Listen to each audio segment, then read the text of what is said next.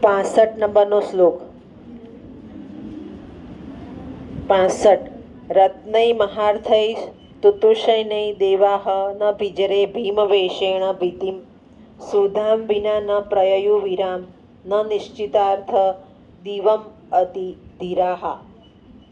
શેની વાત કરી છે જોઈએ? દેવતાઓ અત્યંત કિંમતી રત્નોથી સંતોષ ન પામ્યા, ભયંકર ઝેરથી ભયભીત ન થયા, અમૃત મેળવવા વિશ્રામ કર્યો નહીં, ધીર પુરુષો નક્કી કરેલા કામમાંથી અટકતા નથી. આપણે શીખવા જેવું છે બધાને.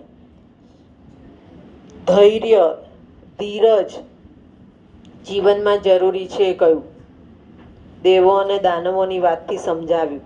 આખા નીતિ શતકને એક સવાલ આપણો ઊભો થાય છે, અન્યોક્તિ કાવ્ય. અન્યોક્તિ એટલે ઉદાહરણ આપીને સમજાવવું. ઉદાહરણ કેવું? તો સમજ પડે એવું. ધારો કે હું તમને કહું કે વાંચવા બેસ જાઓ, તો તમને એમ થશે આ તો આવીને ટક ટક કરે છે. પણ હું તમને એમ કહું વાંચો તો પરીક્ષામાં સારા માર્ક આવશે. ઉદાહરણ આપું છું, પરીક્ષામાં સારા માર્ક આવશે, એને અન્યોક્તિ કહેવાય. આખું નીતિ શતક અન્યોક્તિ છે. અહીંયા આપણને અન્યોક્તિએ આપી કે દેવો અને દાનવોએ જ્યાં સુધી અમૃત ના નીકળ્યું ત્યાં સુધી સમુદ્ર મંથન કર્યું, એટલે ધીરજ રાખી. પછી અમૃત લઈ લીધું, ઝેર માટે તૈયાર ના થયા, તો ધીરજ રાખી. ધીરજ એટલે શું? ધૈર્ય. જીવનમાં જ્યારે ધૈર્ય રાખો છો તો તમે જે નક્કી કર્યું છે ત્યાં સુધી પહોંચી શકો છો. પેલી વાર્તા બહુ નાના પહેલા હતા ત્યારે આવતી, કાચબાન સસલાની, હે ને? તો ધીરજ છે એ પહોંચી જાય છે મંજિલ ઉપર, ધીરજ નથી એ પહોંચી શકતો નથી. એટલે જીવનમાં ધૈર્યનું પણ બહુ મહત્વ છે. અને ધીરજ કેવી? તો એક્શન સાથેની. બેસી રહો કે હમણાં આવડશે તો ના આવડે, વાંચીએ તો આવડે. એટલે ધીરજ કેવી?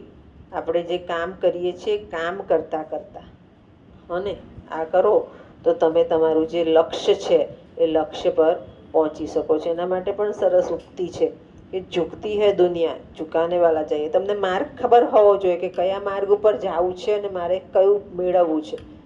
ધારો કે તમારે વધારે માર્ક લેવા છે તો દરેક સાથે સાત વિષયનું જે કંઈ બોલે છે, જે કંઈ આપે છે એ વાંચો તો તરત જ માર્ક સારા મળે. બરોબર? પછી ધીરજ ક્યાં રાખવાની આવી? એક વખતમાં આવડવાનું જ નથી. એક વખતમાં મગજમાં જાય છે, બીજી વાર વાંચો છો, ત્રીજી વાર સમજો છો, ચોથી વાર તમને ખ્યાલ આવડે છે કે મને આટલું આવડ્યું ને આટલું ના આવડ્યું, પાંચમી વાર તમને અહેસાસ થાય છે કે મને આવડ્યું. આ ધીરજ. ખ્યાલ આવ્યો? અને